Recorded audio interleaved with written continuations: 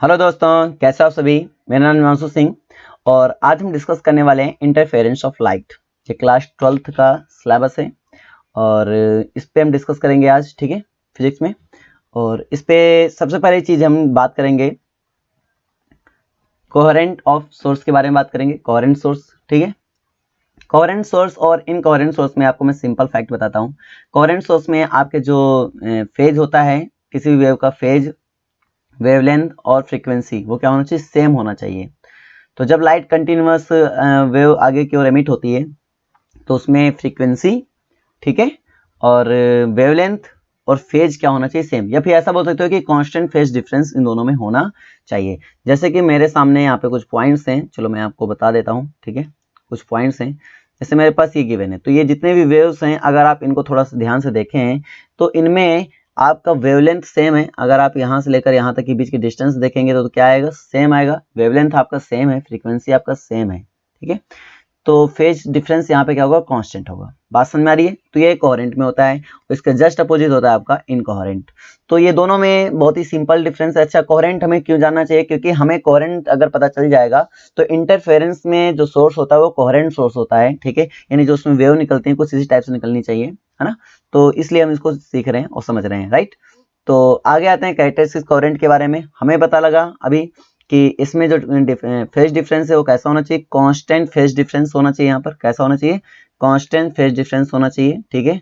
तो इस पे थोड़ा सा रुक जाइए, थोड़ा सा कलर चेंज कर लेते हैं इसका, उसके बाद हम आगे लेकर चलते हैं आपको।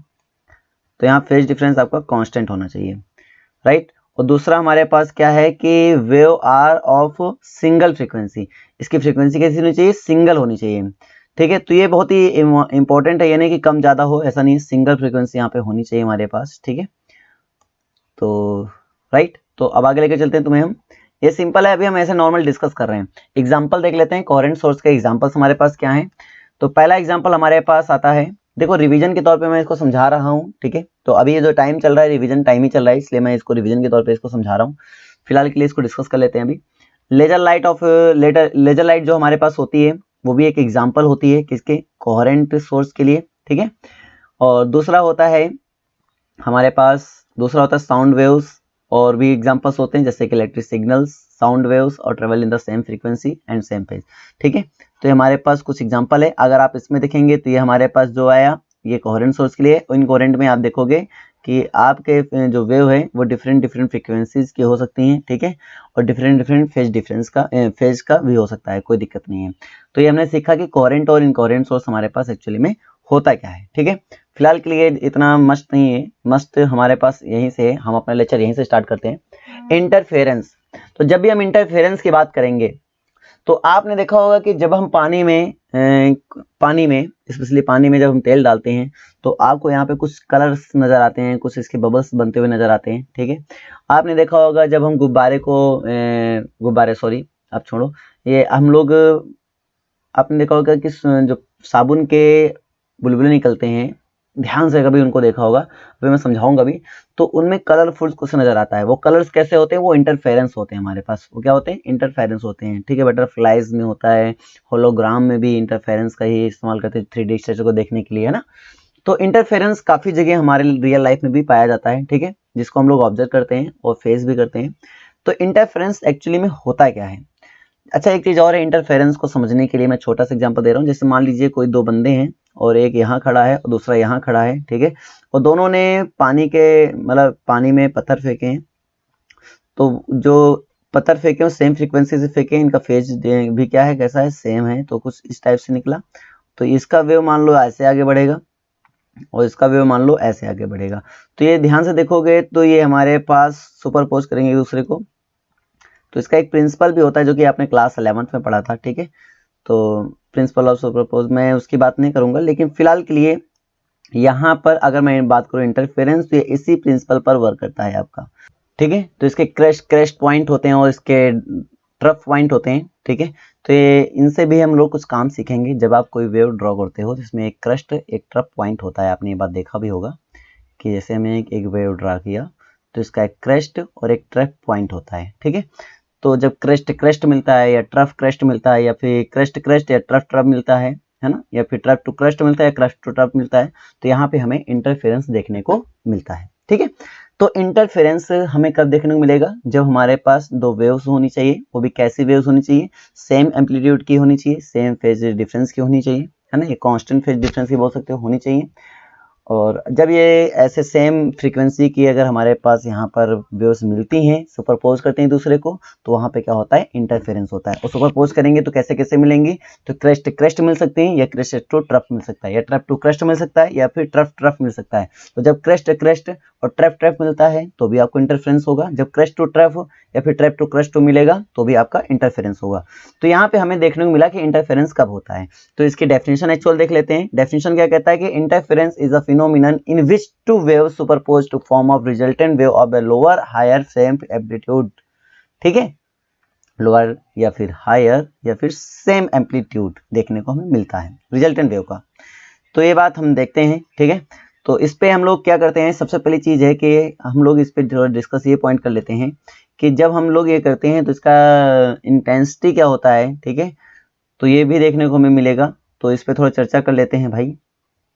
राइट, तो देखो क्या क्या चर्चा होती है। सबसे पहली चीज होती है, मान लीजिए पहले हमारे पास जो वेव है उसका जो डिस्प्लेसमेंट होता है y इक्वल टू में मिलता है, तो यहाँ पे y1 मिलेगा, y1 इक्वल टू में मिल जाएगा, मान लीजिए हमारे पास है a साइन, ठीक है, ओमेगा टी, तो a1 साइन ओमेगा टी ले लिया हमने, और y2 जो हमें मिल जाएगा उसको ले लिया हमने कि a2 sine omega T plus phi, और इन दोनों का जो फेज डिफरेंस है वो हमने फाई लेट कर लिया है, एज्यूम कर लिया है। ठीक है, तो यहां से मुझे क्या देखने को मिलेगा, जैसे कि हमारे पास ये मिला, तो ये जो हमारे पास रिजल्टेंट इसका मिलेगा तो वो मिलेगा y1 और प्लस y2 मिलेगा इसका डिस्प्लेसमेंट। ठीक है, और अगर हम बात करेंगे तो यहाँ से क्या हो जाएगा, तो हो जाएगा y इक्वल टू हो जाएगा y1 मतलब a1 साइन ओमेगा टी हो जाएगा, और plus a2 sine omega T और प्लस फाई हमारे पास हो जाएगा।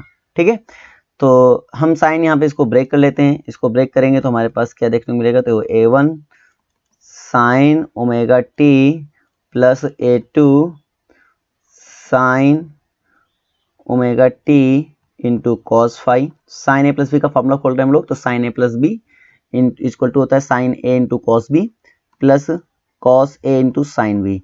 तो a2 तो हमारा मल्टीप्लाई में, इसलिए अंदर मल्टीप्लाई करते रहेंगे, तो यहाँ पे हो जाएगा कॉस ओमेगा टी और इंटू साइन फाई हो जाएगा। ठीक है, तो ये देखने को मिलता है। अच्छा, यहाँ पे हम क्या कर देते हैं, साइन ओमेगा टी इन दोनों में है तो कॉमन, तो इसको कॉमन लेते हैं, तो हो जाएगा यहाँ पे हो जाएगा आपका साइन ओमेगा टी। ठीक है, तो ये हो जाएगा साइन ओमेगा टी, ब्रैकेट में हो जाएगा a1 plus a2 cos phi हो जाएगा।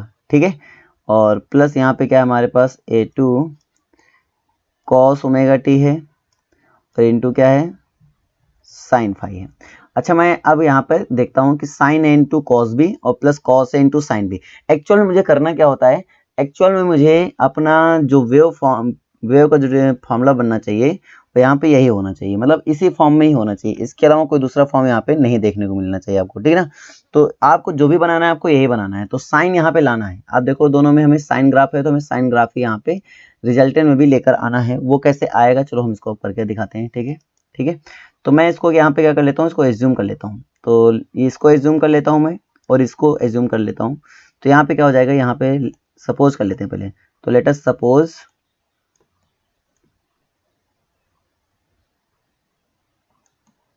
क्या सपोज कर लेते हैं कि a1 plus a2 cos phi, इसको लेट कर लेते हैं कॉस थीटा। ठीक है, और यहाँ पे हमारे पास क्या है a2 साइन फाई, और इसको लेट कर लेते हैं साइन थीटा। ठीक है, इसको नाम देते हैं इक्वेशन नंबर फर्स्ट, इसको नाम देते हैं इक्वेशन नंबर सेकंड।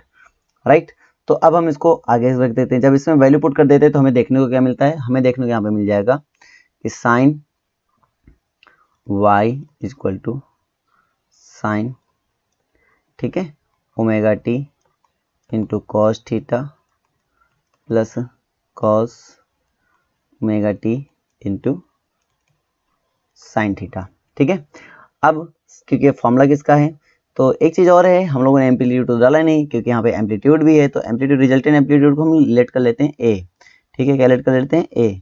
तो यहाँ पे ए मैंने डाल दिया, तो यहाँ से ए अगर डालेंगे तो यहाँ पे ए मिल जाएगा आपको सिंपली कॉमन, क्योंकि इधर भी ए है और इधर भी ए है, तो ए है तो ए इसमें मिल जाएगा कॉमन, तो आपका ए ले लिया कॉमन मैंने, तो क्या बचेगा, तो बचेगा sign omega T into cos theta plus cos omega T into sine theta, ठीक है।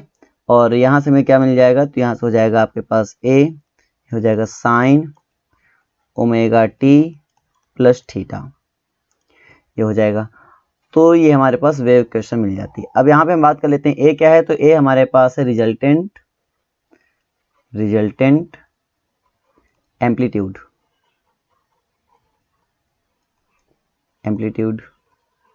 और ये थीटा है, ये क्या है, इसको हम लोग बोलते हैं यहाँ पे फेज डिफरेंस, ठीक है। तो ये हमारे पास कहीं ना कहीं फेज डिफरेंस होता है, फेज डिफरेंस। अब इन दोनों को फाइंड कैसे करेंगे, तो रिजल्टेंट एम्पलीट्यूड की सहायता से हम लोग कैसे निकालेंगे, तो देखो हमारे पास गिवन था, अभी हम लोगों ने लेट कर लिया था कि a1 plus a2 cos phi equal to cos theta A cos theta, है ना। और यहाँ पे हमने लेट किया था कि a2 sine phi equal to A sine theta, first मान लो, सेकेंड मान लो, ठीक है। अगर इनको हम स्क्वायर करके ऐड कर दें तो क्या देखने मिलेगा, तो स्क्वायर करके अगर हम ऐड करें, इक्वेशन फर्स्ट का स्क्वायर कर लो, इक्वेशन सेकंड का स्क्वायर करके अगर ऐड कर दें तो हमें क्या देखने मिल जाएगा, तो मिल जाएगा यहाँ पर a1 plus a2 cos phi का होल स्क्वायर, ठीक है, और प्लस a2 साइन फाई का होल स्क्वायर इक्वल टू, यहाँ पे हो जाएगा ए स्क्वायर, क्योंकि cos square theta plus sine square theta equal to क्या हो जाएगा 1 हो जाएगा, ठीक है। तो यहाँ से हमें देखने को मिलेगा कि ए स्क्वायर इक्वल टू हमारे पास हो जाएगा a1 square plus a2 square cos square phi, ठीक है, और plus 2a1 a2 cos phi, ठीक है, और प्लस यहाँ पे हो जाएगा a2 square sine square phi, right. तो ये हो गया, तो यहाँ से हमें क्या देखने मिलेगा, तो ए स्क्वायर इक्वल टू हो जाएगा a1 स्क्वायर, अच्छा इन दोनों में देखो कॉमन है a2 स्क्वायर, और जैसे a2 स्क्वायर कॉमन लेंगे तो अंदर बचेगा sine square phi plus cos square phi, और sine square phi plus cos square phi equal to कितना हो जाएगा 1 हो जाएगा। दैट मीन्स यहाँ पे मुझे रिजल्टेंट क्या प्राप्त हो जाएगा, a2 स्क्वायर प्राप्त हो जाएगा, ठीक है। और मेरे पास ये क्या है, 2a1 a2 कॉस फाई है मेरे पास, तो ये एक छोटा सा फॉर्मूला मेरे सामने और मिल जाता है ये, ठीक है, यहाँ तक कोई दिक्कत नहीं है, ठीक है। अब यहाँ से कुछ पॉइंट्स निकल के आएंगे, कुछ रिजल्ट निकल के आएंगे, उन रिजल्ट के बारे में बात करेंगे। जैसे कि क्या निकल के आएगा, अगर मैं इन दोनों को डिवाइड कर दूं, क्योंकि मुझे थीटा भी निकालना पड़ेगा, अगर मैं इन दोनों को डिवाइड कर देता हूँ, ठीक है, इन दोनों को सिंपली, तो क्या निकल के आएगा, तो मेरे पास हो जाएगा tan थीटा इक्वल टू, तो हो जाएगा मेरे पास a2 sine phi upon a1 plus a2 cos phi, ये हो जाएगा, ठीक है। तो ये tan थीटा की वैल्यू हमारे पास निकल के चली आएगी आराम से, कोई दिक्कत नहीं है, राइट। ये लो हमारे पास इसकी वैल्यू हो गई। अच्छा इसमें और पॉइंट क्या निकाल सकते हैं हम लोग, तो थोड़ा सा ऑब्जर्वेशन करने की बात है। अगर मान लीजिए यहाँ पर a1 और a2 दोनों इक्वल कर लिए जाएं, ठीक है, तो सारे इंपॉर्टेंट पॉइंट मैं लिखवा भी दूंगा, ठीक है। If a1 equal to a2 कर लिया जाए, अगर a1 इक्वल टू a2 कर लेंगे तो अपने पास क्या निकल के आएगा, तो हो जाएगा a1 इक्वल टू a2, इसको अच्छा r ले सकते हो, कोई दिक्कत नहीं, रिजल्टेंट को हम r लेते हैं ताकि हम इसको लेट कर लें कुछ, ठीक है। तो इसको लेट कर लिया हमने a, और इसको हम रिजल्टेंट को r ले रहे हैं, एज्यूम कर ले रहे हैं, तो कोई दिक्कत तो है नहीं, वो चेंज करें ना अपने अकॉर्डिंग। मैं अभी एक ऐसे एग्जाम्पल दे रहा हूँ, कोई दिक्कत नहीं है, ठीक है। तो यहाँ से आपका हो जाएगा r square is equal to, ये हो जाएगा a स्क्वायर और प्लस a स्क्वायर, ठीक है, और प्लस 2a स्क्वायर हो जाएगा यहाँ पे कॉस फाई। तो यहाँ से देखोगे तो 2 और a स्क्वायर ले लेंगे कॉमन, ठीक है, तो हो जाएगा मेरे पास क्या हो जाएगा, तो हो जाएगा 1 प्लस कॉस फाई। अच्छा तो यहाँ पे आ जाएगा 1 प्लस कॉस फाई को मैं क्या ले सकता हूँ, तो हो जाएगा 2a स्क्वायर, ये हो जाएगा 2 cos स्क्वायर 5/2, ठीक है। और यहाँ से अगर मैं इनका प्रोडक्ट कर देता हूँ तो मेरे पास निकल के आता है 4a स्क्वायर cos स्क्वायर 5/2, आराम से, कोई दिक्कत नहीं है। तो ये भी हमारे पास एक फॉर्मूला बन जाता है। तो ये रिजल्ट है, ये मैं आपको अभी बाद में लिखा भी दूंगा, कोई दिक्कत नहीं है, आपको एक एक पॉइंट लिखवा दिए जाएंगे, ठीक है। सारे पॉइंट मैं आपको समझा दूंगा फिलहाल के लिए। अभी देखो यहाँ तक तो समझ में आया कि नहीं आया, पहले बताओ, यहाँ तक वो समझ में आया। अभी इसको थोड़ा प्रैक्टिकली समझ लेते हैं। जैसे मान लीजिए हमारे पास क्या होता है, अभी जैसे हमारे पास ये मान लो था, ठीक है। तो ये हमारे पास पहला वेव था, ये हमारे पास दूसरा वेव था। तो इसका वेव जो आपका ग्राफ मिलेगा कुछ ऐसा मिल जाएगा, इसका वेव ग्राफ, ठीक है। यानी कि अगर मैं इसका वेव ग्राफ देखूं तो ये पहले का वेव ग्राफ है, ठीक है।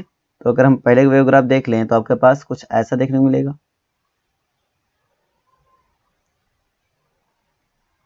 ठीक है। और यहाँ से देखो दूसरा मैं वेव ग्राफ बना देता हूँ, आपको देखने को मिलेगा। और यहाँ से ये मेरा दूसरा वेव ग्राफ होगा, ठीक है। तो ये जो इधर से बनेगा इसमें क्योंकि फेज डिफरेंस है तो ये हमारा दूसरा वेव ग्राफ होगा, ये हमारा दूसरा वेव ग्राफ है, ठीक है। ये दूसरा वेव ग्राफ हो गया। और इसके बीच में कितना डिफरेंस था, फेज डिफरेंस, तो 5 था, तो हमने यहाँ पे इसको ले लिया 5 ले लिया था, ठीक है। और इसका जो एम्पलीट्यूड था वो कितना था, a1 था। तो ये देखो इसका एम्पलीट्यूड हो गया ये a1 और इसका एम्पलीट्यूड कितना हो गया a2। ये इसका ग्राफ था, ठीक है। तो इससे जो रिजल्टेंट हमें मिल जाएगा, इससे रिजल्टेंट जो हमें मिलेगा वो भी हमें लेना पड़ेगा यहाँ पर। तो हम मान के चलते हैं इससे जो रिजल्टेंट हमें मिल रहा है वो लगभग कहीं,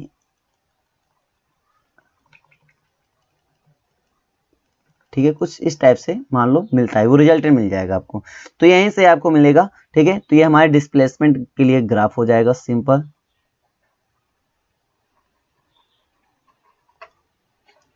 तो ग्राफ वाइज अगर समझना चाहो तो आपके सामने ये ग्राफ था, ठीक है। और इसके द्वारा आप इसको समझ सकते हैं, कोई दिक्कत नहीं है, ठीक ना। तो यहाँ पर हम लोग कौन से, तो प्रिंसिपल ऑफ सुपरपोजिशन, और इसको हम लोग देख सकते हैं कि हमारे पास क्या निकल के आया है, डिस्प्लेसमेंट के लिए रिजल्टेंट डिस्प्लेसमेंट हमें निकल के आया।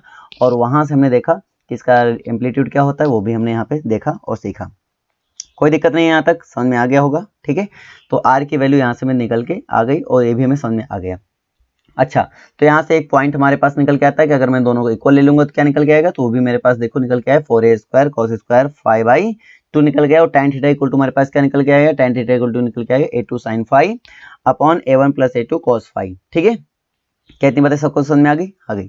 लेकिन मेरे पास क्या होता है कि एक पॉइंट और होता है, अगर मैं आपसे कहूँ यहाँ पर, ठीक है, नोट पॉइंट ये हमारा भी अलग अलग से नोट पॉइंट है ये, तो एक नोट पॉइंट और होता है। अच्छा, मैं ये कह सकता हूं कि आई जो मेरा होता है, आई वो किसके प्रोपोर्शन होता है, तो हम बोलते हैं आई जो होता है वो एम्पलीट्यूड के स्क्वायर के प्रोपोर्शन होता है, ठीक है, बिल्कुल। इसका मतलब एम्पलीट्यूड जितना ज्यादा होगा, ठीक है, उसकी इंटेंसिटी, उस वेव की इंटेंसिटी उतनी ही हाई होगी, उतनी ज्यादा होगी, राइट। तो जब भी कोई प्रोपोर्शन चिन्ह हटता है वहां पे क्या आ जाता है, तो वहां पे आता है एक न्यू कांस्टेंट। तो यानी यहाँ पे हमें कांस्टेंट देखने को मिलेगा, ठीक है। तो यहाँ पे आएगा न्यू हमारा कांस्टेंट, तो यहाँ से हमें कांस्टेंट देखने को मिलेगा, जैसे कि ये बना लिया मैंने, ठीक है। यहाँ तक कोई डाउट नहीं है, ठीक है ना। तो अच्छा, अगर मैं इसकी वैल्यू इसमें उठा के रख देता हूं तो क्या मुझे मिलता है, तो यहाँ पे इसकी वैल्यू उठा के रख दो तो मिलेगा आई इज इक्वल टू, और ये हो जाएगा के, और आर स्क्वायर की वैल्यू रख देंगे तो हो जाएगा a1 square plus a2 square और plus 2a1 a2 cos phi हो जाएगा, ठीक है। तो ये देखने को मिलेगा। अगर हम इसको मल्टीप्लाई कर दें तो हो जाएगा के a1 स्क्वायर और प्लस हो जाएगा के a2 स्क्वायर और प्लस हो जाएगा 2k a1 a2 cos phi। अगर आप यहाँ से सॉल्व करो तो हो जाएगा i1 स्क्वायर प्लस ये हो जाएगा i2 स्क्वायर और प्लस यहाँ हो जाएगा 2 root i1 into root i2 और ये हो जाएगा cos phi। ये तो समझ में आएगा, बिकॉज यहीं से अगर आप निकालना चाहो तो यहीं से आप निकाल सकते हो कि I1 प्रोपोर्शनल हो जाएगा A1 स्क्वायर के और I2 प्रोपोर्शनल हो जाएगा A2 स्क्वायर के। ये बात यहाँ से निकल के चली आती है, कोई दिक्कत नहीं, सिंपल है। तो एक फॉर्मूला और मेरे सामने निकल के आ गया कि I इक्वल टू क्या बनेगा, I1 square plus I2 square plus 2 root I1 I2 cos phi यहाँ पे हमारे पास निकल के चले आएंगे, ठीक है। तो अभी इसमें बहुत सारे इंपॉर्टेंट पॉइंट्स बनते हैं, ऐसा नहीं कि बस इतना ही है, ठीक है, बहुत सारे इंपॉर्टेंट पॉइंट्स बनते हैं, तो हम सभी उन पॉइंट्स के बारे में डिस्कस भी करेंगे। फिलहाल के लिए अभी इतने पॉइंट्स आप नोट कर लीजिए, ठीक है, और हम आगे बढ़ते हैं और आगे अभी इन पॉइंट पे हम फिर एक बार डिस्कस करेंगे, ठीक ना। तो आगे आते हैं एग्जाम्पल्स ऑफ इंटरफेरेंस। तो इंटरफेरेंस के कुछ बेसिक एग्जाम्पल्स हैं, उनके बारे में जान लो, जैसे कि colour purchase on wet roads. आपने देखा होगा कि सूखे सूखे रोडों में ऐसे कलर्स बन जाते हैं, अब गर्मी मौसम में दिखता है आपको देखने को मिलेंगे कि ऐसे कलर्स आपको नजर आएंगे, सेम है जैसे कलर्स आपको नजर आएंगे। तो ये किस रीजन से होता है, ये भी इंटरफेरेंस के होता है, इंटरफेरेंस होने के कारण होता है। आपने होलोग्राम में देखा होगा कि जो 3D पिक्चर्स को विजुलाइज करने के लिए 3D पिक्चर्स जो हम लोग विजुलाइज करते हैं बाय होलोग्राम, किसी भी कंस्ट्रक्शन वगैरह में या किसी चीज को प्रोजेक्ट वगैरह को समझाने के लिए बहुत अच्छे से इसको उपयोग किया जाता है। तो होलोग्राम भी जो होता है वो किसका एग्जांपल होता है, वो भी इंटरफेरेंस का एग्जांपल होता है। दूसरा आता है floating film of oil in water. तो हमने देखा है फ्लोटिंग वाटर में फ्लोटिंग, ठीक है, तो ये भी हमने देखा ऑयल का फ्लोटिंग, ये भी हमने देख रखा है, तो ये भी आपको देखने को मिलेगा। मैंने अभी soft bubbles and which reflects spectrum of light, वो भी हमने देखा, तो ये भी किस रीजन से होता है, ये भी हमारे पास इंटरफेरेंस ऑफ लाइट के हेल्प से देखने को मिलता है। तो ये सभी एग्जांपल्स होते हैं, किसके एग्जांपल्स होते हैं, ये सभी हमारे एग्जांपल्स होते हैं इंटरफेरेंस के, ठीक है। तो यहाँ पे कुछ बातें निकल के आती हैं, condition for interference of light waves. बहुत ही बड़ी बात है कि लाइट वेव्स, जो लाइट वेव्स के इंटरफेरेंस की रीजन हमें देखने को मिलते हैं, कंडीशन उसकी क्या होती है, उन कंडीशन को एक बार समझ लेते हैं, ठीक है। सबसे पहली चीज होती है हमारे पास कि coherent source of light is needed. तो यानी कि अगर कोहेरेंट सोर्स नहीं होगा, लाइट में कोहेरेंट सोर्स नहीं होगा, अगर इनकोहेरेंट होता है तो हमें इंटरफेरेंस देखने को नहीं मिलता है, यानी कि कोहेरेंट सोर्स होना चाहिए, जो कि मैंने तुम्हें पहले बता दिया, ठीक है। तो लाइट किस रीजन से हमें देखने को मिलेगी, किस सोर्स से, तो वो होगा कोहेरेंट सोर्स होगा। दूसरा हमारे पास है amplitude and intensities must be nearly equal to produce sufficient contrast between maxima and minima, ठीक है। तो ये बहुत ही महत्वपूर्ण पॉइंट है, हम बात करेंगे मैक्सिमम मिनिमम इंटेंसिटी की बात भी करेंगे, उसके कॉन्ट्रास्ट की बात करेंगे, उसके कुछ कॉन्ट्रास्ट होते हैं, फिक्स कॉन्ट्रास्ट होते हैं, तो जो कि हमें चाहिए होते हैं वो हमारे पास पता होना चाहिए। तो ये एम्पलीट्यूड और intensity must be nearly equal to the produce sufficient contrast between maxima and minima. Next point check कर लेते हैं भाई। तो नेक्स्ट पॉइंट इसका है कि the source must B small enough. तो सोर्स है must be small enough that it can be considered A point source of light, ठीक है। तो इसको हम कंसीडर कर सकते हैं, मतलब बहुत ही स्मॉल होना चाहिए, वो एनफ है हमारे इसके लिए, और वो सोर्स को हम यहाँ पे क्या बोल सकते हैं, पॉइंट सोर्स के नाम से भी जान सकते हैं, कोई दिक्कत नहीं। फोर्थ पॉइंट हमारे पास है द इंटरफेयरिंग, ठीक है, source must be near enough to produce wide fringe, ये बहुत ही बड़ी बात होती है, ठीक है, इसको याद रखना, ये हमें बहुत ही इंपॉर्टेंट पॉइंट है, ये हम इंटरफेरेंस में जब फ्रिंज विड्थ बताएंगे आपको, तो ये हमारे पास कहीं ना कहीं आएगा, मतलब जब आप दो सोर्स उठाएंगे तो मस्ट बी नियर, मतलब बहुत ही पास पास होने चाहिए, बहुत इंपॉर्टेंट पॉइंट होता है, ये इंपॉर्टेंट पॉइंट है, इसको दिमाग में रखिए, इसको हम जब पढ़ाएंगे ना अभी तो भी अच्छे से आपको समझ में आ जाएगा, ठीक है। The source and screen must be for enough the produce wide range. तो मतलब ये बोल रहा है कि सोर्स और स्क्रीन के बीच में जो हमारे पास की मतलब फ्रिंज विड्थ है, बहुत ही ज़्यादा दूरी नहीं होनी चाहिए, बहुत ही एक नॉर्मल डिस्टेंस होना चाहिए, दिखता है तो हम लोग capital D equal to 1 metre लेते हैं, ठीक है। तो ये हमारे पास होना चाहिए, अभी हम आपको समझा भी देंगे। डी इक्वल टू 6 हमारे पास है कि the source must emit light in the same state of polarisation. तो ये हमारे पास है कुछ पॉइंट्स हैं जो इंपॉर्टेंट रोल निभाएंगे आपके लिए, ठीक है। तो इनको याद रखो, आता है कि कंडीशन बताइए इंटरफेरेंस के, कोई 4 पॉइंट्स आप लिख देना, बहुत है, ठीक है। अब हम बात करते हैं टाइप्स ऑफ इंटरफेरेंस, जो कि हमें देखने को मिलेगा। The following are types of in light interference, constructive interference and destructive interference. Constructive interference क्या होता है और डिस्ट्रक्टिव इंटरफेरेंस क्या होता है, ये हमें समझना चाहिए अच्छे से। तो इसके लिए मैं आपको अभी प्रैक्टिकली भी समझा दूंगा, और मैं आपको जब बताऊंगा यंग्स का डबल स्लिट एक्सपेरिमेंट बताऊंगा तो भी मैं इसको समझाऊंगा बहुत अच्छे तरीके से। और जनरली भी आप जान लो कि जब भी कोई लाइट रे यानी कि जब सुपरपोज करती हैं वेव्स, जब सुपरपोज करती हैं, तो जब क्रेस्ट और ट्रफ पॉइंट एक दूसरे को सुपरपोज करता है तो कंस्ट्रक्टिव इंटरफेरेंस देखने को मिलता है आपको। और जब हमारे पास क्रेस्ट टू ट्रफ और ट्रफ टू क्रेस्ट देखने को मिलता है, वो जब इंटरसेप्ट एक दूसरे करती हैं, जैसे मान लीजिए हमने आपको कुछ एक छोटे से एग्जांपल दिया, मान लो 2 वेव्स हमारे पास हैं, एक पहली वेव्स ऐसी हो गई और दूसरी वेव्स ऐसी हो गई, ठीक है। और ये दोनों में अगर ये क्रेस्ट और ट्रैप अगर एक दूसरे को यानी कि सुपरपोज करती हैं तो यहाँ पे क्या देखने को मिलेगा, कंस्ट्रक्टिव देखने को मिलेगा। लेकिन अगर हमारे पास क्या होता है कि मान लो पहला वेव ये हो गया और दूसरा वेव हमारे पास कुछ ऐसे हो गया, ठीक है। तो मतलब ऐसा है कि थोड़ा सा ये हट गया, मैं आपको ऐसे बता रहा हूँ नॉर्मली। तो इसका ये पॉइंट उसके ये पॉइंट जो ऐसा है ऐसे, तो ये पॉइंट इससे मिले और ये पॉइंट इससे मिले, ठीक है, ये पॉइंट इससे मिले, इसको बोलते हैं कि ट्रप ट्रप पॉइंट का मिलना या फिर क्रेस्ट क्रेस्ट का इस टाइम मिलना है ना। क्रेस्ट क्रेस्ट मिलने का मतलब हुआ कि अगर एक वेव ऐसे हम बना देते हैं यहाँ पर तो इसका एक क्रेस्ट होता, ठीक है, और उसका एक क्रेस्ट, तो मैंने अभी क्या बताया, इसका क्रेस्ट क्रेस्ट ट्रप मिल जाए, इसका क्या होता है trough to crest crest to trough. जैसे इसका ये बन गया क्या, इसका बन गया ये क्रेस्ट, इसका बन गया ट्रप। तो जब ट्रप क्रेस्ट के साथ मिलता है और क्रेस्ट ट्रप के साथ मिलता है या ट्रप क्रेस्ट के साथ मिलता है तो वहां पे क्या बनता है, वहां पे डिस्ट्रक्टिव इंटरफेरेंस मिल जाता है। तो सुपरपोजिशन के थ्रू हमें ये देखने को मिलता है, ठीक है। लेकिन अगर मैं बात करूं फॉर्मूले की वाइज बात कर लेता हूं, ठीक है, तो आप यह बात करोगे कि भाई अगर मैक्सिमम इंटेंसिटी होती है, मैक्सिमम इंटेंसिटी होती है तो को यहाँ पे कंस्ट्रक्टिव और मिनिमम होती है तो यहाँ पे डिस्ट्रक्टिव देखने को हमें मिलता है। मैक्सिमम के लिए कंस्ट्रक्टिव और मिनिमम के लिए डिस्ट्रक्टिव देखने को मिलता है। मैक्सिमम इंटेंसिटी है तो जाहिर बात एम्पलीट्यूड भी मैक्सिमम होगा और मिनिमम है तो मतलब मिनिमम होगा, ठीक है। तो मिनिमम हमारे पास एम्पलीट्यूड भी होगा। तो अगर कंस्ट्रक्टिव और डिस्ट्रक्टिव अगर हम डिफरेंस की बात करें तो हम ये बोलेंगे अगर मैक्सिमम इंटेंसिटी आती है, ठीक है, तो हमारा कंस्ट्रक्टिव होगा। अगर मिनिमम इंटेंसिटी आती है तो हमारा क्या होगा, डिस्ट्रक्टिव होगा। अभी वो ऐसे बोल सकते हो कि मैक्सिमम एम्पलीट्यूड मिलता है, मतलब बड़ा से बड़ा एम्पलीट्यूड मिल रहा है तो जान लो कंस्ट्रक्टिव हो गया, और अगर छोटा से छोटा हमारा एम्पलीट्यूड मिल रहा है, बहुत छोटा एम्पलीट्यूड मिल रहा है तो जान लो कि वो डिस्ट्रक्टिव के थ्रू चला जाता है, ठीक है। कहानी समझ में आ गई। अब मैं बात कर लेता हूँ उनकी डेफिनेशन पर।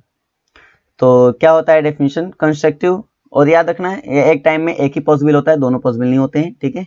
तो हम बात करते हैं पहला कंस्ट्रक्टिव इंटरफेरेंस की बात करते हैं। तो कंस्ट्रक्टिव इंटरफेरेंस में क्या आता है कि constructive interference take place when the crest of one waves fall on the crest of another waves such that amplitude is maximum. जैसा कि अभी मैंने तुम्हें समझाया, these waves will have the same displacement and are in the same phase। तो ये बहुत ही महत्वपूर्ण है कंस्ट्रक्टिव के लिए। मैंने क्या बताया, कंस्ट्रक्टिव के लिए आपके पास क्या होना चाहिए कि पहली जो आपके पास वेव्स हो उसका क्रस्ट दूसरी वेव्स के क्रस्ट पर, या फिर पहले वेव का ट्रफ दूसरे वेव के ट्रफ पर जब हमारा क्या होता है मिलता है तो हमारा जो रिजल्टेंट प्राप्त होता है, रिजल्टेंट डिस्प्लेसमेंट प्राप्त होता है, उसका जो एम्पलीट्यूड होता है वो मैक्सिमम, वो बहुत मैक्सिमम हो जाता है। और वो कैसे होते हैं, सेम फेज में होते हैं, उनका डिस्प्लेसमेंट सेम फेज में होते हैं, ठीक है, और उनका डिस्प्लेसमेंट का जो फ्रीक्वेंसी होता है वो भी क्या होता है, सेम होता है, ठीक है। तो फिलहाल के लिए हमें ये देखने को मिलता है। डिस्ट्रक्टिव में मैंने तुम्हें बता दिया था पहले ही कि in destructive interference crest to one wave of falls on the trough to another wave such that amplitude is minimum and this displacement phase this wave are not in the same. ये हमने समझा, ठीक है, अभी हमने समझ लिया था बहुत अच्छे तरीके से। तो इसमें कुछ डिफरेंस आएगा, ठीक है। तो फिलहाल के लिए अभी इस डिफरेंस को समझ लेते हैं अच्छे से और कहानी को क्लियर कर लेते हैं। तो ये तो समझ में आ गया जहां तक अभी मैंने समझाया, ठीक है। तो डिफरेंस में बारी बारी में डिफरेंस इसमें डील करूंगा आपके सामने, ठीक है। इस डिफरेंस को आप अच्छे से समझिएगा, क्लियर कर लीजिएगा, ठीक है। सबसे पहली चीज होती है कि आप ये देखो कि अभी मैंने एक फॉर्मूला बताया था, मैंने क्या क्या फॉर्मूला बताया था, मैं उन फॉर्मूलों के बारे में देख लेता हूँ। तो पहले उन फॉर्मूलों को समझेंगे अच्छे तरीके से। जैसे आई इक्वल टू मैंने क्या बताया था, I1 प्लस I2 और प्लस यहाँ पे मैंने बताया था 2 under root I1 into under root I2 cos phi.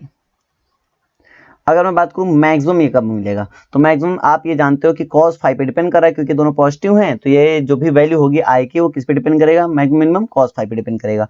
तो cos फाई की अगर मैं मैक्सिमम मिनिमम की वैल्यू बात करूं तो cos फाई की जो मिनिमम वैल्यू होती है वो -1 होती है और जो मैक्सिमम होती है वो +1 होती है। तो अकॉर्डिंग टू डेफिनेशन अगर मेरे पास यहाँ पर मिनिमम आता है तो वो होता है डिस्ट्रक्टिव, अगर वो मैक्सिमम आता है तो होता है कंस्ट्रक्टिव। तो अगर मुझे कंस्ट्रक्टिव चाहिए तो मुझे मैक्सिमम चाहिए, तो अगर मैक्सिमम चाहिए तो आई मैक्स निकालना पड़ेगा आपको, ठीक है। तो आई मैक्स निकालना पड़ेगा तो उसके लिए आपको cos फाई की वैल्यू किसके इक्वल रखनी पड़ेगी, तो 1 की वैल्यू रखनी पड़ेगी क्योंकि इसका जो मैक्सिमम वैल्यू होगा वो 1 होगा। तो अगर हम cos फाई की मैक्सिमम वैल्यू की बात करें तो वो क्या होगा, 1 होगा, और मिनिमम वैल्यू की बात करें तो होगा -1। तो अगर मैक्सिमम चाहिए तो आप +1 रखेंगे, तो यहाँ से मिल जाएगा I equal to I1 plus I2, ठीक है, और प्लस यहाँ पे हो जाएगा 2 अंडर रूट I1 और इंटू अंडर i2 मिल जाएगा, ठीक है। अगर आप इसमें उठा के रख दें तो हो जाएगा अंडर i1 और प्लस अंडर i2, ठीक है। अब ये ध्यान से देखोगे तो का होल स्क्वायर हो जाएगा, ठीक है।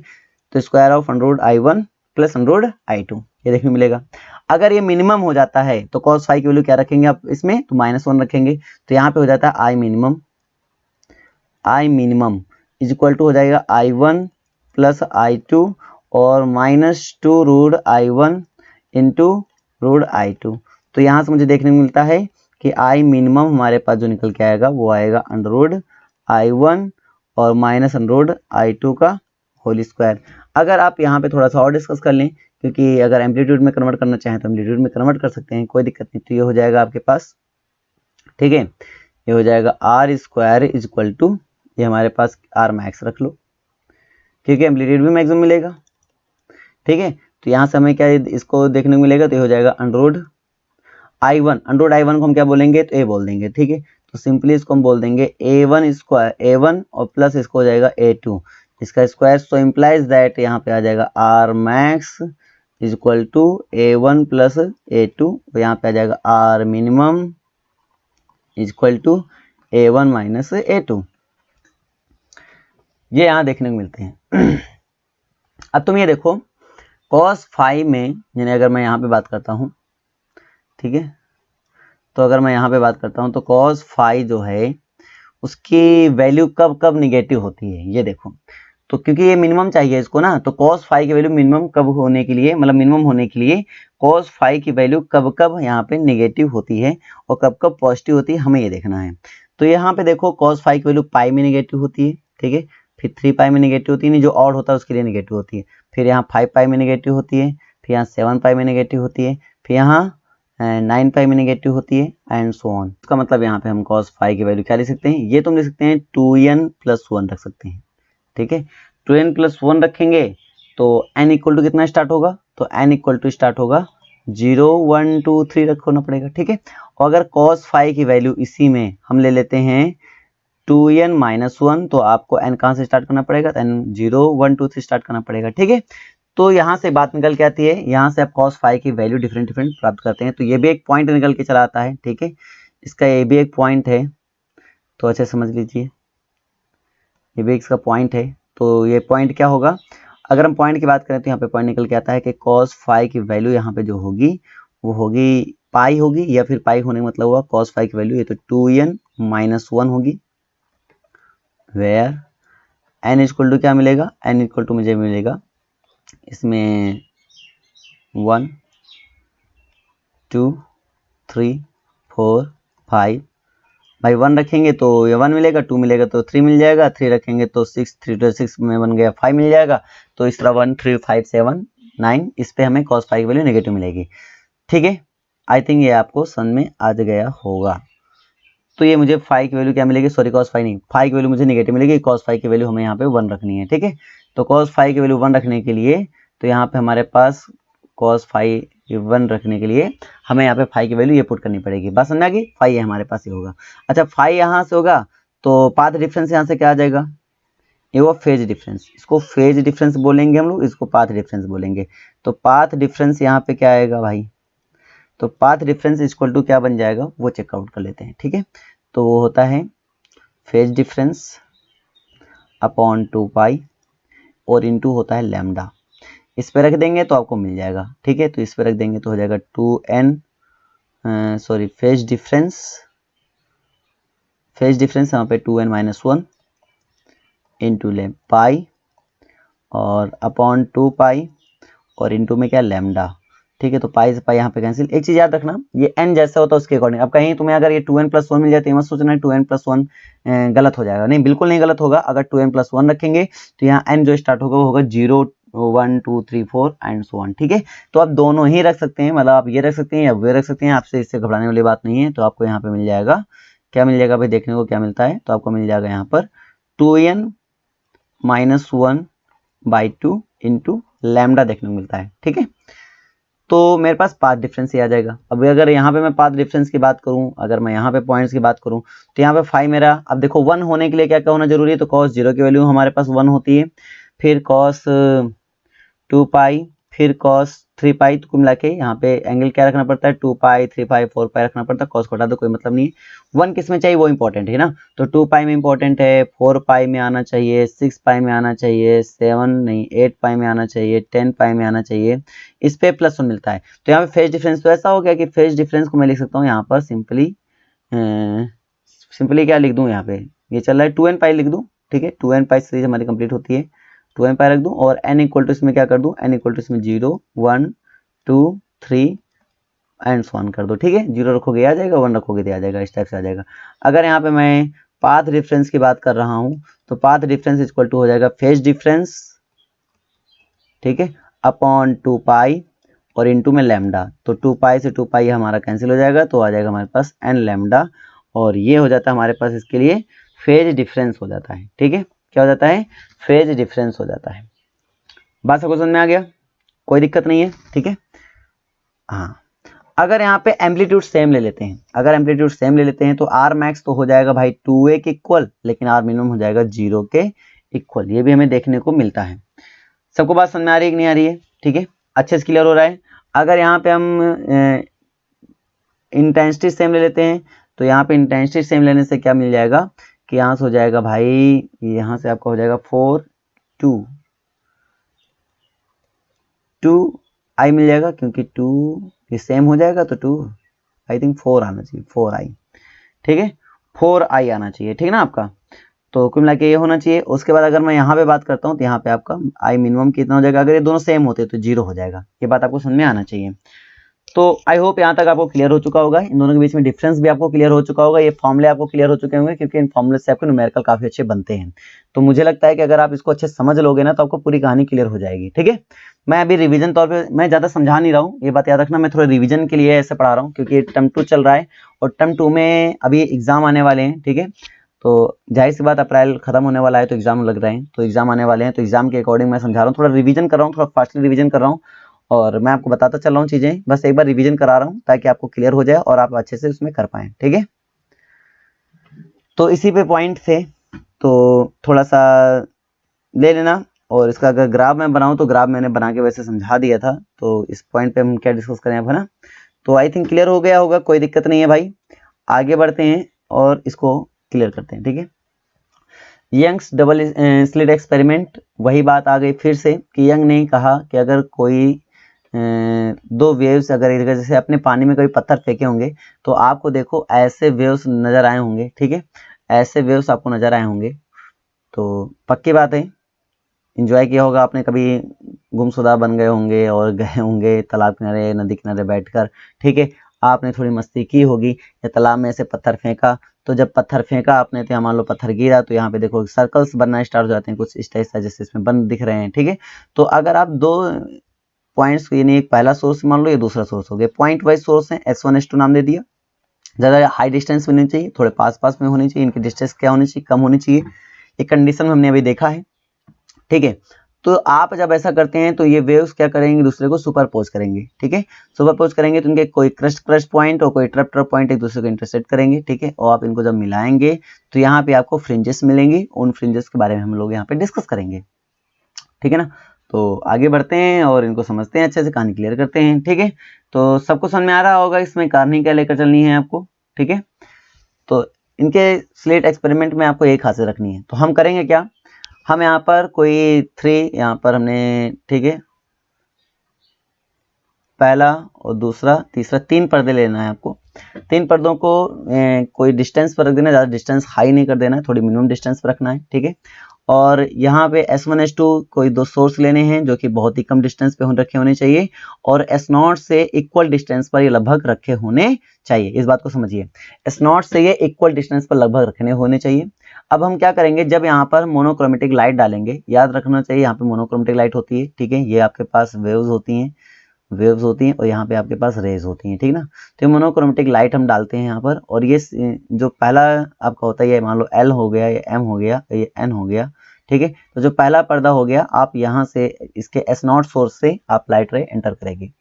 जब लाइट रे एंटर करेगी तो अब ये सेकंड उसमें जाएगी, जब सेकंड में जाएगी तो यहाँ पर हमारे पास यहाँ पर क्या होते हैं, सोर्स होते हैं, ठीक है। तो ये कोहेरेंट सोर्स होते हैं, ठीक है, और इन दोनों कोहेरेंट सोर्स से लाइट आगे को बढ़ेगी। तो इससे जो वेव्स निकलेंगे कुछ ऐसे वेव्स निकल रहे हैं, आपने देखा ये इसके वेव्स हो गए, ठीक है, ये इसके वेव्स हो गए और इसके वेव्स हो गए। तो पहला कैसा निकलता है, तो पहला अगर निकलेगा मान लो क्रेस्ट, तो दूसरा निकलेगा इसका ट्रैफ, उसको डॉट से दिखाया जा रहा है, ठीक है। फिर एक क्रेस्ट हो गया, ये फिर क्रेस्ट हो गया, फिर ये ट्रैफ हो गया, ठीक है, हम डॉट से इसको दिखा देंगे, डॉट से हो गया। फिर एक क्रेस्ट हो गया, ठीक है, इसको हम गहरे गहरे से दिखा देते हैं। फिर इधर ये डॉट हो गया, ये डॉट मतलब ट्रफ हो गया, ठीक है, तो ये ट्रफ के लिए हो गया। बात समझ आ रही है? तो ऐसे इधर सिमिलरली इधर भी ये पहले आपका ये क्रेस्ट हो गया, फिर ये ट्रफ के लिए हो गया, और फिर ये क्रेस्ट हो गया, और फिर ये ट्रफ हो गया, ठीक है, ये हो गया। तो जहां जहां आपका क्रेस्ट क्रेस्ट जैसे यहाँ पे एक दूसरे को सुपरपोज कर रहा है, ठीक है, तो ये मैं थोड़ा सा लाइट का इसका कलर चेंज कर लेता हूँ, ठीक है, पेन का, तो फिर आपको समझाया जाए, है ना। तो मान लीजिए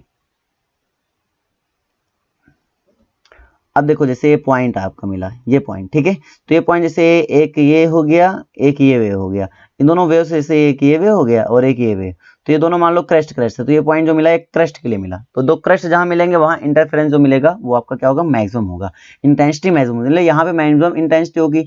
अगर ये देखो ये मेरे पास कैसा था, ये मेरे पास ट्रफ था और ये मेरे पास ट्रफ था, तो ये दो ट्रफ ट्रफ जहां मिले वहां में इंटेंसिटी मिनिमम हो जाएगी, ठीक है, फिर इंटेंसिटी मैक्सिमम हो जाएगी, फिर इंटेंसिटी मिनिमम हो जाएगी, इस टाइप से। और इनके जो आप मिलाएंगे तो कहाँ पे देखो, जहां पे आपका क्रेस्ट क्रेस्ट वाला यानी मैक्सिमम इंटेंसिटी वाला मिलेगा तो वहां ब्राइट फ्रिंज बनती है, और जहां पे मिनिमम इंटेंसिटी वाला मिलाते हो वहां पे बनेगी आपका डार्क फ्रिंज, ठीक है। तो आप देखते हो इस वाले जो पर्दा, ये जो लास्ट वाला पर्दा रखा है, इसमें देखो डार्क और ब्राइट आपको दोनों नजर आ रही है फ्रिंजें, तो कहीं पे डार्क फ्रिंज मिल रही है और कहाँ पे आपको, ठीक है, ब्राइट फ्रिंज मिल रही है, ठीक है। तो आपको डिपेंड करता है कि कौन कौन सा है। तो अगर हमने बताया अगर ये जो वेव सुपरपोज एक दूसरे करती हैं तो क्रेस्ट क्रेस्ट अगर मिलती हैं तो वहां पर बनता है क्रेस्ट टू क्रेस्ट, या फिर ट्रफ टू ट्रफ अगर हमारी मिलती हैं तो वहां पे आपको क्या बनेगा, crest to crest, trough to trough, वहां पे क्या मिलेगा भाई, वहां पे मैक्सिमम इंटेंसिटी होगी और वहां पे आपका कंस्ट्रक्टिव इंटरफेरेंस होगा, इंटेंसिटी मैक्सिमम होगी, कंस्ट्रक्टिव इंटरफेरेंस होगा, ठीक है, और वहां से जो मिलेगी वहां पे आपका ब्राइट होगा या डार्क होगा, तो मैं बोलूंगा वहां पे ब्राइट होगा, ठीक है, ब्राइट फ्रिंजें मिलेंगी। लेकिन अगर मैं बात करूं कि क्रेस्ट टू ट्रफ और ट्रफ टू क्रेस्ट अगर आपको सुपरपोज मिलती हैं, सुपरपोजिशन मिलती है, यानी कि डॉट एक डार्क या फिर एक डार्क एक डॉट अगर मिलता है यहाँ पर, तो आपको क्या देखने को मिलेगा भाई, मैंने पे डार्क और डार्क एक डॉट से डिनोट किया है, तो उसी पे मैं बात कर रहा हूँ, ठीक है। तो डार्क है और जो एकदम डार्क है, तो डॉटेड वाला और डार्क वाले के साथ जब मिलता है तो वहां पे क्या बनता है भाई आपका, तो वहां पर आपका मिनिमम हो जाता है और वहां पे जो प्राप्त होता है और वो होता है डार्क फ्रिंज। थोड़ा इसको मैं और समझा देता हूं आपको, ठीक है, अच्छे से समझिए। जैसे मान लो यहाँ पे है, ठीक है, तो यहाँ पे इस पॉइंट को अच्छे से क्लियर करिए। जैसे मान लो यहाँ पे मोनोक्रोमेटिक लाइट आई, यहाँ पे वेव फ्रंट हो गए यानी वेव्स हो गए, और यहाँ पे रेज हो गई, ठीक है। तो ये हमारे पास दो सोर्स हो गए, एक S1 हो गया, एक हमारे पास क्या हो गया, S2 हो गया। तो यहां से देखो वेव्स निकली, तो यहाँ पे जब वेव निकल रही हैं तो ये वेव फिर डॉटेड, फिर डार्क, ये डॉटेड, फिर डार्क, ये dotted, crest trough, crest trough, crest trough, crest trough, इस तरह निकल रही है, ठीक है। सिमिलरली इधर भी निकल रही हैं। तो जब ये एक दूसरे को सुपरपोज कर रही हैं, आप देखोगे यहाँ पे सुपरपोज मान लो कर रही है, यहाँ पे मान लो ये सुपरपोज की, ठीक है, तो ये एक दूसरे को सुपरपोज कर रही हैं। तो जहां पे डॉट डॉट या फिर डार्क डार्क एक दूसरे को जब सुपरपोज करती हैं, ठीक है, तो सुपरपोज कर रही है उस पॉइंट पर जहां ये सुपरपोज करती हैं, उस पॉइंट पर हमारा जो इंटेंसिटी होगा वो बहुत ही ज्यादा होगा, इंटेंसिटी बहुत ही हाई होगा, या एम्पलीट्यूड की बात करें मैक्सिमम होगा, ठीक है। अगर मैं बात करूं यहाँ पे फ्रिंजें कैसे मिलेंगे, तो अगर इन पॉइंट्स को मिलाकर अगर आप पर्दे पे जाएंगे, स्क्रीन पे जाएंगे, ठीक है, ये स्क्रीन लगी होती है, अगर स्क्रीन पे देखेंगे तो आपको वहां पर ब्राइट फ्रिंज मिलेगी। कैसी फ्रिंज मिलेगी, ब्राइट फ्रिंज मिलेगी, ठीक है। लेकिन अगर आप ऐसे नॉर्मल देखेंगे, ठीक है, मतलब डॉट टू ट्रफ देखें, या फिर ऐसे बोल सकते हो ट्रफ टू क्रेस्ट देखें, क्रेस्ट टू ट्रफ देखें, crest to trough, trough to crest, that mean जैसे यहाँ पे मान लो ये वाला जो पॉइंट मिला, अब ये जो पॉइंट मिल रहा है और ये जो पॉइंट मिल रहा है, ये जो पॉइंट मिल रहे हैं, ये जो पॉइंट मिल रहा है, अब ध्यान से देखोगे तो यहाँ पे मिनिमम मिल रहा है। ये सारे पॉइंट पे देखोगे तो एक क्रस्ट है और एक क्या है, ट्रफ है, एक क्रस्ट है तो एक क्या है, ट्रफ है, एक क्रस्ट एक ट्रफ, एक क्रस्ट एक ट्रफ, एक क्रस्ट एक ट्रफ। तो यहाँ पे जो मिलेगा ना, यहाँ पे डार्क फ्रिंज मिलेगा, तो यहाँ पे कैसा होगा, डार्क मिलेगा, यहाँ पे आपको डार्क देखने को मिलेगा, ठीक है। अगर आप इधर को देखें तो इसमें ये देखो, ये तो दोनों, ये तो डार्क है, ये तो दोनों बहुत ही प्लेन में है, ये तो दोनों डॉटेड हैं, ये तो दोनों प्लेन में है तो डॉटेड, मतलब दोनों क्रस्ट क्रस्ट हैं तो ट्रफ ट्रफ हैं, तो ये तो क्रस्ट हैं, ये तो ट्रफ हैं, और जब ये दोनों जिस पॉइंट पे जाके मिलेंगे, मतलब ये यहाँ पे मैक्सिमम इंटेंसिटी होगी और आपका यहाँ पर ब्राइट फ्रिंज मिलेगा देखने को। जब स्क्रीन पे हम देखेंगे तो यहाँ पे कैसे फ्रिंज मिलेगी, तो यहाँ पे मैक्सिमम है तो इसका मतलब यहाँ पे आपको ब्राइट फ्रिंज देखने को मिलेगी। तो यहाँ पे ब्राइट मिलेगी और यहाँ पे कैसी मिलेगी, यहाँ पे डार्क फ्रिंज आपको देखने को मिलेगी, ठीक है। और ये बीच में जो मिलती है उसको सेंट्रल बोलते हैं, इसको क्या बोलते हैं, सेंट्रल बोलते हैं। ये हमारे पास सेंट्रल होती है और यहाँ पे हमेशा, ठीक है, तो हमेशा हमें ब्राइट ही फ्रिंज मिलती है, कोई दिक्कत नहीं है। तो ये तो आई थिंक तुम्हें समझ में आ चुका होगा कि कहाँ पे ब्राइट मिलती है फ्रिंज और कहाँ पे आपको डार्क फ्रिंज देखने को मिलती है। होपफुली आपको पूरा अच्छे से क्लियर हो गया होगा, कोई दिक्कत नहीं है, ठीक है। तो आपने देखा कि कहाँ पे मैक्सिमम मिलता है और कहाँ पे मिनिमम मिलता है और कहाँ पे ब्राइट कहाँ पे। तो ये जो एक्सपेरिमेंट था इसको बोलते हैं यंग्स डबल स्लिट एक्सपेरिमेंट। इसको क्या बोलते हैं, यंग डबल स्लिट एक्सपेरिमेंट। देखो आराम समझ में आ गया, कोई दिक्कत नहीं है, ठीक है। तो ये जो पॉइंट अब आगे हम डिस्कस करेंगे, ये एक्स के एक्सप्रेशन यानी फ्रिंज विड्थ के बारे में बात करेंगे। तो फ्रिंज विड्थ को समझते हैं, अच्छे से क्लियर करते हैं, ठीक है। ज़्यादा लंबा लेक्चर नहीं रिकॉर्ड करेंगे, लेकिन फिर भी ये 1.5 घंटा तक तो लेक्चर जाएगा ही जाएगा। मैंने बहुत स्पीड से पढ़ाया है, ये वैसे देखा जाए तो मैं बहुत टाइम लेकर समझाता हूँ, बहुत अच्छे से समझाता हूँ, लेकिन मैंने एक रिवीजन के लिए इसको बताया है, तो मैं थोड़ा सा ओरली आपको समझा रहा हूँ और थोड़ा सा आगे बढ़ा रहा हूँ, ठीक है, बातों को क्लियर करते हुए। अगर मैं बात करता हूँ तो यहाँ से मोनोक्रोमेटिक लाइट आती है, ठीक है। और देखो लैंग्वेज बहुत ही सिंपल है, आप वही बताएंगे कि जो सोर्स है वो डी डिस्टेंस पर रखा हुआ है और ये फर्स्ट स्क्रीन हो गई, ठीक है। और सेकंड जो हमारा मेन पर्दा हो गया, जहाँ पे हम ऐसी स्क्रीन होती है जहाँ पे हम यहाँ पे फ्रिंज प्राप्त करते हैं। एक इस स्क्रीन से, यानी कि इसको नाम दे दो पहले L M N इस टाइप से नाम दे दो। ये हमारे मान लो L हो गया, मान लो M हो गया, मान लो N हो गया, उसी टाइप से लैंग्वेज लिख लेना, लैंग्वेज का कोई इशू नहीं है, मेन होता है डेरिवेशन, उसको मैं तुम्हें समझा देता हूँ, ठीक है। तो सब कुछ यहाँ पे साफ साफ दिख रहा है, कोई दिक्कत नहीं है। ये डी स्मॉल डी डिस्टेंस पर है, तो ये बोलेंगे दो सोर्स के बीच का जो डिस्टेंस होता है उसको स्मॉल डी बोलते हैं, और सोर्स और जो हमारा ये स्क्रीन होता है इसके बीच का डिस्टेंस होता है उसको कैपिटल डी यहाँ पे हम लोग नाम से जानते हैं, ठीक है। तो फिलहाल के लिए अगर मैं बात करूँ पाथ डिफरेंस, तो मान लो ये यहाँ से डिस्टेंस कवर कर रहा है, यहाँ से डिस्टेंस कवर कर रहा है। तो आपने बचपन में गोटियां खेली होंगी, ठीक है, कंचे खेले होंगे। तो कंचों में होता क्या है कि जब मान लो कोई लड़का इधर से, ठीक है, इधर से कंचा मारता है, तो एक लड़का इधर एक लड़का इधर, तो इस लड़के को इन दोनों में से किसी एक की गोली को टिप करना है, ठीक है। तो अब होता है कि अगर ये लड़का इस पे सीधा ना मारता है तो ये बोलता है नहीं, ऐसा है कि पहले अपने नजदीक वाले मारो। तो वो बोलता है कि नहीं, मुझे नजदीक तो आप ही नजर आ रहे हो। ये क्या बोलता है इससे कि मुझे नजदीक तो आप ही नजर आ रहे हो। तो बोलता है कि ठीक है, अच्छा सीधा ना मार के देखो। तो सीधा ना मारने का मतलब ये हुआ कि आप यहाँ पे खड़े रहो, मैं अपनी दूरी से इसमें सीधा ना मारता हूँ। तो ऐसे ये सीधा ना मारता है, सीधा ना मारता है, बोलता है कि ये हमसे इतनी दूरी पे ज्यादा है, तो ये इतनी दूरी पे ज्यादा है इसलिए आप इससे नहीं मार सकते, मतलब आप मुझे नहीं मार सकते हो, आप इससे मारो, क्योंकि ये हमसे काफी दूर, मतलब कि ये आपसे काफी नजदीक है और मैं आपसे काफी दूर हूँ, लगभग इतने। तो ये जो इतनी डिस्टेंस आई थी इसको बोलते हैं पाथ डिफरेंस। क्या बोलते हैं इसको, पाथ डिफरेंस बोलते हैं। जैसे हमने देखा कि यहाँ पे इसने इतना ट्रेवल किया, यहाँ पे इसने इतना ट्रेवल किया, तो जब भी मैं इस पे परपेंडिकुलर ड्रा करूंगा तो ये जो वैल्यू देगा इतना, तो ये होगा इसका पाथ डिफरेंस होगा। ये क्या होगा, इसका पाथ डिफरेंस होगा। तो इसका पाथ डिफरेंस हो गया H2A। तो जो H2A आएगा, H2A आएगा, ठीक है, वो क्या आएगा, H2P और माइनस AP आ गया।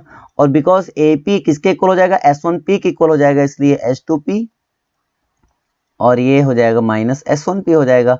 और इसको हम बोलेंगे पाथ डिफरेंस। क्या बोलेंगे हम, पाथ डिफरेंस बोलेंगे। चलो एक बात तो क्लियर हो गई, अच्छे से क्लियर हो गई। अच्छा, तो अगर मैं इसमें ध्यान से देखूं तो ये मेरे पास हो गया स्मॉल डी, ये मेरे पास पाथ डिफरेंस हो गया, और ये मेरे पास क्या हो गया, ये परपेंडिकुलर है, ये बेस है, ये तो डिपेंड करता है अभी। तो चलो ठीक है, थोड़ा इसको हम क्लियर कर देते हैं, है ना, अच्छे से, उसके बाद हम बात करते हैं, ठीक है।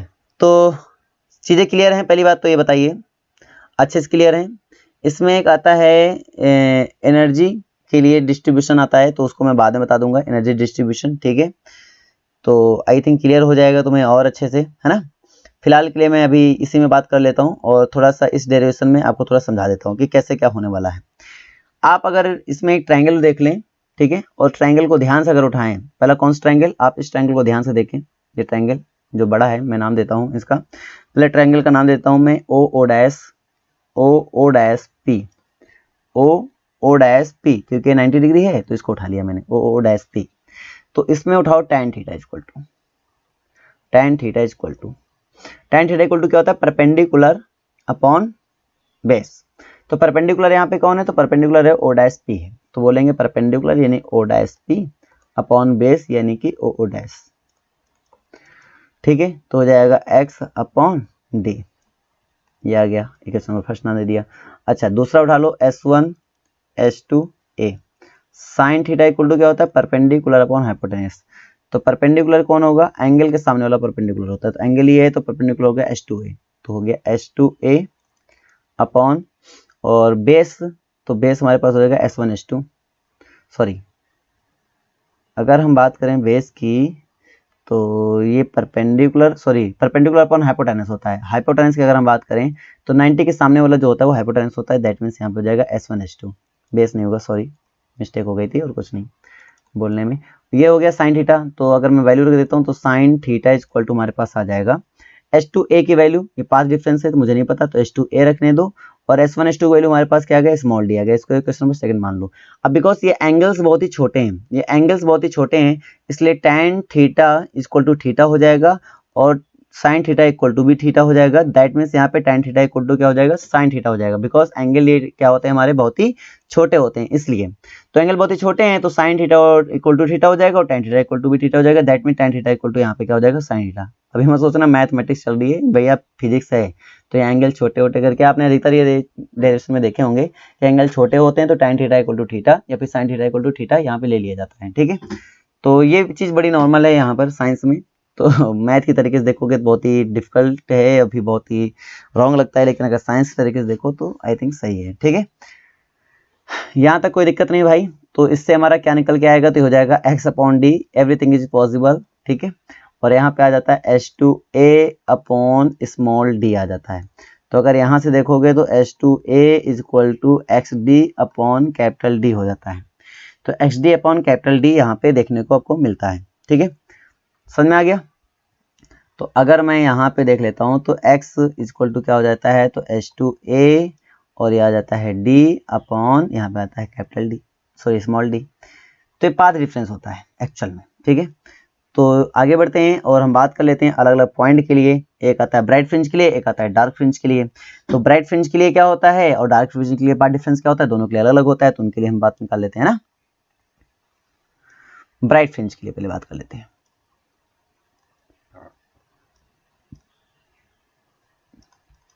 ब्राइट फ्रिंज के लिए जो H2a बनेगा पाथ डिफरेंस वो क्या हो जाएगा, तो अभी हमने देखा था H2a के लिए पाथ डिफरेंस यानी ब्राइट फ्रिंज के लिए होता है n लैम्डा, क्या होता है n लैम्डा। ठीक है, n लैम्डा होता है वेयर n इक्वल टू होता है 1 0 1 2 3 4 एंड सो ऑन। ठीक है, ये होता है, और इसको अगर पुट कर दें इसमें तो आपको मिल जाएगा X N is equal to, ठीक है, इसी वाले फॉर्मूले से H2a की वैल्यू रख दो तो हो जाएगा n D lambda upon small D where n is equal to this. ठीक है, अगर हम डार्क फ्रिंज की बात कर लेते हैं, डार्क फ्रिंज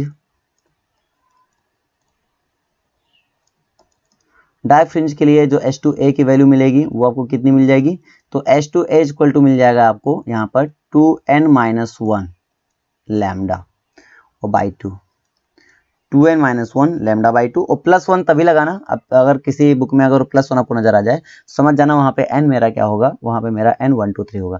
अगर मैं यहाँ पे चलो मैं +1 रख देता हूँ, तो अगर मैं यहाँ पे +1 रख देता हूँ तो 0 से स्टार्ट करेंगे, -1 रखूंगा तो 1 2 3 से स्टार्ट करेंगे। ठीक है, तो डिपेंड करता है कि आपके बुक में क्या लिखा हुआ है, मैं तो यहाँ पे कोई भी इस्तेमाल कर लूँगा तुम्हें समझाने के लिए। ठीक है, तो आप वहाँ पे अपने बुक को देख के करना, कोई दिक्कत नहीं है, तो 2n+1 भी ले सकते हो। ठीक है, लैम्डा बाई 2 हो जाएगा वेयर n इक्वल टू यहाँ पे 0 1 2 स्टार्ट कर लेना, कोई दिक्कत नहीं है, समझ में आ गया आई थिंक।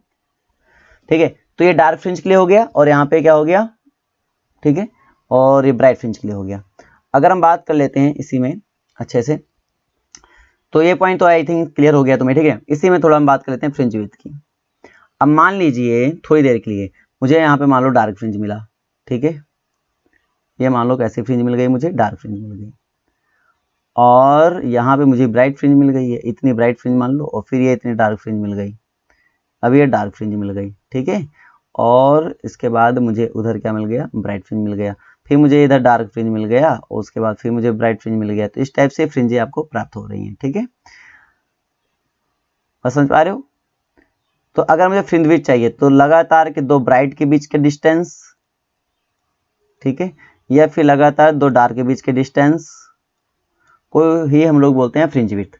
मतलब अगर आप एक्सन में एक्सन प्लस 1 को माइनस कर देते हैं तो जो मिलता है वो हमारे पास क्या होता है, फ्रिंज विड्थ होता है। तो अगर फ्रिंज विड्थ आपको चाहिए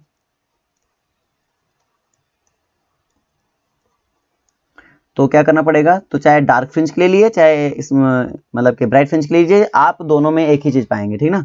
तो मैं देखो एक दोनों को लेकर बारे बारे बता देता हूँ। तो पहले हम लगे लेते हैं डार्क फ्रिंज के लिए, सॉरी ब्राइट फ्रिंज के लिए लेते हैं। तो हमारे पास जो फ्रिंज विड्थ आएगा, बीटा से नोट कर देते हैं इसको, वो आ जाएगा X N plus 1 minus X N equal to, यहाँ पे अगर रखें तो क्या मिलेगा मुझे, तो यहाँ से मिल जाएगा भाई साहब आपको कि n+1, तो n+1 अगर मैं जहाँ n है वहाँ n+1 रख दूँ तो साइड बाय n+1 से मल्टीप्लाई कर दूंगा, n d lambda upon small d, और +1 होता है तो यानी कि d लैम्डा अपॉन d, और माइनस इसमें एक्सन माइनस करना, एक्सन मतलब ये माइनस करना है, तो क्या मिलेगा आपको n d lambda upon small d, ये दोनों कैंसिल हो जाएंगे तो आपको क्या मिल जाएगा यहाँ से d lambda upon small d मिल जाएगा, ठीक है। अगर मैं यहाँ पे बात कर लूँ, ठीक है, दूसरा पॉइंट की बात करता हूँ, और दूसरा पॉइंट यहाँ पे हमारे पास आता है डार्क फ्रिंज। अगर मैं इन दोनों को डार्क फ्रिंज के अकॉर्डिंग अगर सॉल्व कर लेता हूँ, फ्रिंज विड्थ निकालता हूँ, तो बीटा इक्वल टू हमारे पास क्या मिल जाएगा, फॉर्मूला वही होगा action plus 1 upon minus action. तो इसको अगर रखते हैं तो जहाँ n है वहाँ पे हम रख देते हैं n+1, तो मिलेगा मुझे 2n+1, ठीक है, तो +2 हो जाएगा, और +2 मतलब +3 हो गया, और अपॉन में आ जाएगा 2, और यहाँ पे है lambda, D lambda upon small D, तो लिखा ही नहीं मैंने, D lambda upon small D, ये देखने मिलता है, ठीक है। ये तो मैंने लिखा नहीं था, सॉरी, इसी में रखना होता है तो ये रखना था, इसमें कैपिटल डी स्मॉल डी भी तो रखना था, वो हम भूल ही गए रखने के लिए, तो ये हो गया, ठीक ना। तो स्मॉल डी है और साथ में है कैपिटल डी, तो आपका कैपिटल डी भी रखना पड़ेगा, तो ये हमने ऐसे कैपिटल डी रख लिया, ये कैपिटल डी लैम्डा, ठीक है। और माइनस कर देंगे तो 2n+1 D lambda upon small D, और जब डिनोमिनेटर सेम है सो 2d, जब डिनोमिनेटर सेम है न्यूमरेटर सब्ट्रैक्ट करेंगे तो कुल मिला के सॉल्व कर लेना तो आ जाएगा D lambda upon small d, आएगा यही बेटा, D lambda upon small d ही आएगा। तो जो फ्रिंज विड्थ होगी वो होगी D lambda upon small d होगी। तो आई थिंक आपको ये पूरा लेक्चर समझ में आ चुका है, ठीक है। अगर आपको वीडियो पसंद आई है तो प्लीज दोस्तों में शेयर करें, और अगर और भी कोई रिक्वायरमेंट है तो प्लीज मुझे कमेंट करें, ठीक है। और कोई भी अगर डाउट आया हो, क्योंकि मैंने रिवीजन के तौर पे समझाया है, तो मान लिया कहीं कोई डाउट आया हो तो आप कमेंट करें, तो मैं अपने नेक्स्ट लेक्चर में इसको रिसॉल्व करने की जरूरत करूंगा, ठीक है, कोशिश करूंगा, पूरी तरीके से कोशिश कर रही मेरी यही रहेगी कि आपके सारे डाउट मैं क्लियर कर पाऊँ, ठीक है। तो थैंक्स फॉर वॉचिंग, और प्लीज अगर आपको कोई भी छोटी भी हेल्प मिली हो तो प्लीज दोस्तों से शेयर करें मुझे सपोर्ट करने के लिए, ठीक है, और चैनल को सब्सक्राइब करें, ओके।